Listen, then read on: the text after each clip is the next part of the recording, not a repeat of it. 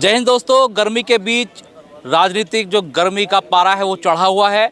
Back to back Samajwadi Party के जो चुनावी कार्यालय खुल रहे हैं, लेकिन आज जिस जगह हम बैठे हैं इस क्षेत्र में मुख्यमंत्री योगी आदित्यनाथ ने आकर एक बार फिर चुनावी पारा बढ़ा दिया। सीएम ने कहा कि जो हम कर पाए हैं वो सपा बसपा कांग्रेस नहीं कर पाती। राम मंदिर का जिक्र उन्होंने मन से किया। हालांकि यहाँ पर ठाकुर त्यागी को मनाने पहुँचे थे, लेकिन ये दोनों समाज कितने माने हैं ये आने वाले वक्त में पता चल जाएगा, क्योंकि सरदना में भी ठाकुरों को मनाने पहुँचे थे मुख्यमंत्री, लेकिन उसके ठीक बाद संगीत सोम का बयान आ गया और सीधे तौर पर उन्होंने उस बयान में अपनी मुखालफत भारतीय जनता पार्टी को लेकर दिखा दी। इस वक्त मेरे साथ पूर्व कैबिनेट मंत्री है शाहिद मंजूर, उनसे बात करेंगे। उनके क्षेत्र में जिस विधानसभा से वो विधायक हैं, मुख्यमंत्री योगी आदित्यनाथ आए थे और बयानों पर इनका क्या रिएक्शन है। सर, सबसे पहले स्वागत है आपका न्यूज़ निवारण टीवी। शुक्रिया भाई। मुख्यमंत्री आए थे आपके विधानसभा में और मन से बोले जो हम कर पाए सपा बसपा कांग्रेस नहीं कर पाती। राम मंदिर का जिक्र वो कर रहे थे, आप नहीं बना पाते, ऐसा कहा उन्होंने। अब राम मंदिर उन्होंने बनाया, सुप्रीम कोर्ट ने। अभी तो यही तय करना पड़ेगा कि राम मंदिर बना किसने। वो तो सुप्रीम कोर्ट के आदेश पे बना है। हाँ, ये ज़रूर है कि इसमें अब तक जितना घोटाला हुआ है उसकी जांच ज़रूर होनी चाहिए। शुरू से लेकर अब तक वो शिला पूजन हुआ था, शिलापट पूजी थी, कभी खिचड़ी पूजी थी, कभी कोई दूसरे काम हुए थे और पैसा इकट्ठा हुआ था। आखिर वो पैसा कहाँ गया और वो टीम कहाँ गई जो शुरू में इसको लेकर चली थी? वो तो कोई दिखाई देती नहीं। जिन्होंने राम मंदिर के लिए जो लोग खड़े हुए थे, आज तो वो कोई दिखाई नहीं दे रहे। सरकार अपनी तरफ से बात कर रही है। सुप्रीम कोर्ट के आदेश पर राम मंदिर का निर्माण हुआ और एक मुद्दा था वो ख़त्म हो गया। आप कह रहे हैं जांच होनी चाहिए। इलेक्ट्रिक बॉन्ड को सुप्रीम कोर्ट ने कहा इलीगल है, अवैध है, अवैधानिक है। जांच कौन करेगा? इस चीज़ की भी जांच होनी चाहिए, तो इसकी होनी चाहिए जांच। सर, करेगा कौन जांचों को? अब चुनाव हो जाने दो 2024 का, ये पार्लियामेंट का, सब जांच वाँच ठीक हो जाएंगे, सब ठीक हो जाएंगे। मन से नारे लगवा रहे थे आपके बार 400 पार, ठाकुर और त्यागी समाज को कितना मना पाएंगे इस बार आपके विधानसभा में? सर, मैं तो ये मान के चल रहा हूँ, नाराज तो है ना। अब कितने मानेंगे तो समय बतलावेगा। अब तक तो नाराज हैं और आज तीसरी बार आ गए। अब कितनी नाराजगी दूर कर पाएंगे तो समय बतलाएगा, लेकिन नाराज हैं। लेकिन उन्होंने जो कहा कि आप राम मंदिर आप जो आपके शासनकाल रहे नहीं बनवा पाते, वो लोगों को ऐसा बता रहे हैं। आप कह रहे हैं सुप्रीम कोर्ट की ये जो है आदेश था, उसके बाद सब हुआ, तो आप लोग क्यों नहीं बता पा रहे आवाम को ये सब सुप्रीम कोर्ट के माध्यम से हुआ है, जो है सरकारें नहीं कर पाई हैं? ये जो जनता है ना, ये सब जानती है और ये जनता आपका इलाज कर देगी। चिंता ना करो, बिल्कुल बिल्कुल बतला देगी जनता किसने बनवाया राम मंदिर। अच्छा, आपने यहाँ कार्यालय का उद्घाटन किया है, जोश खरोश देखने को मिल रहा है। गर्मी में लोग बैठे हैं, आवाम आ रही है, पहले भी ऐसे हुआ? तो यहाँ क्या फ़र्क पड़ता? किसान पे, मजदूर पे, गर्मी सर्दी बढ़ रहा है, इनको क्या फ़र्क पड़ता? जो किसान रातों अपनी फसल को रखवाल कर रहा है, खेती रखा रहा है सांडों से, उसमें दिन की गर्मी से क्या उस पर फ़र्क पड़ता है? तो सब ठीक है। अच्छा, आखिरी सवाल आपसे ले लेता हूँ। अरुण गोविल कह रहे हैं मेरी पत्नी ठाकुरायन है, ठाकुर है, मैं उनको मना लेता हूँ तो ठाकुरों को भी मना लूँगा। अब इसका मतलब है बीवी से भी झगड़ा रहता है, उसे भी मनाना पड़ता है। अगर वो ये कह रहे हैं मैं अपनी बीवी को मना लेता हूँ तो मतलब क्या हुआ? बीवी सबका झगड़ा होता होगा ना, हमारी का तो नहीं होता। या परंपरा भारतीय जनता पार्टी में कि बीवी से जरूर राड़ा रहेगा, किसी के साथ में रहेगी, किसी के होगी नहीं, कि होते हुए कहेगा है नहीं। ये सबका ही राड़ा है या बीजेपी का ही?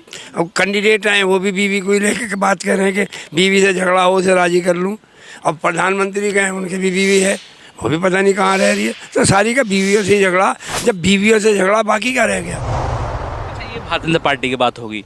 बहुजन समाज पार्टी के लोग और उनके जो सुप्रीमो वे कह रहे हैं कि सरकार हमारी बन रही है। अब हम जरा आंकड़ा समझाएंगे। अब देख रहे हैं पश्चिम के बड़े नेता हैं, वो बिल्कुल सही कह रही है। अपोजिशन की सरकार बननी है, जिसकी सरकार बनेगी उसमें वो शामिल रहेंगी।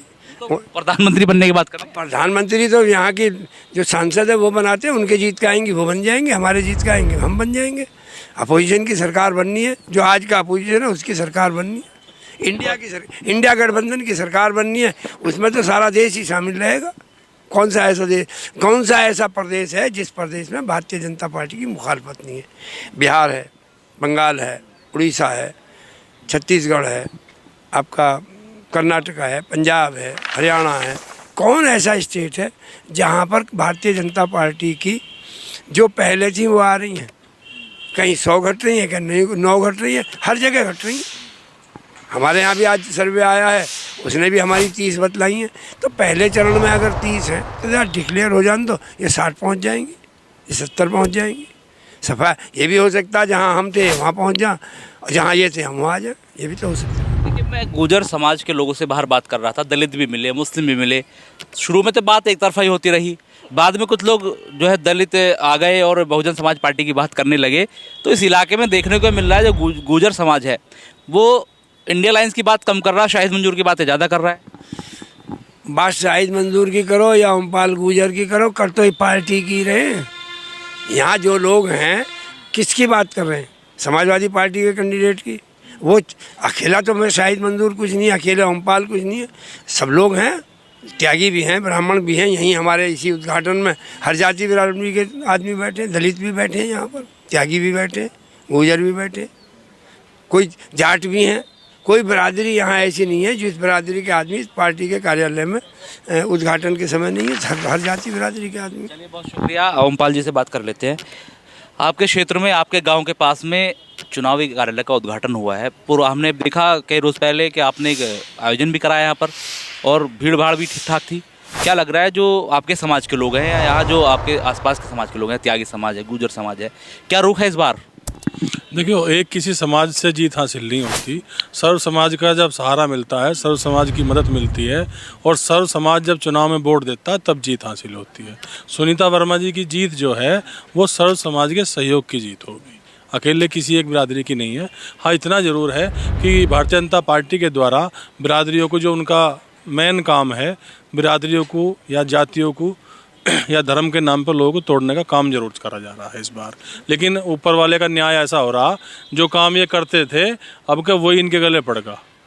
अब क्या जातियाँ इनके पीछे पड़ गई, चाहे ठाकुर समाज हो, त्यागी समाज हो या और कोई भी समाज हो, वो या गुर्जर समाज हो, सब इनके अब गले की फांस बन गए। अब इन पे ना कुछ सटका जा रहा है ना उगला जा रहा है। आप पे भी बड़ा पद है समाजवादी पार्टी का।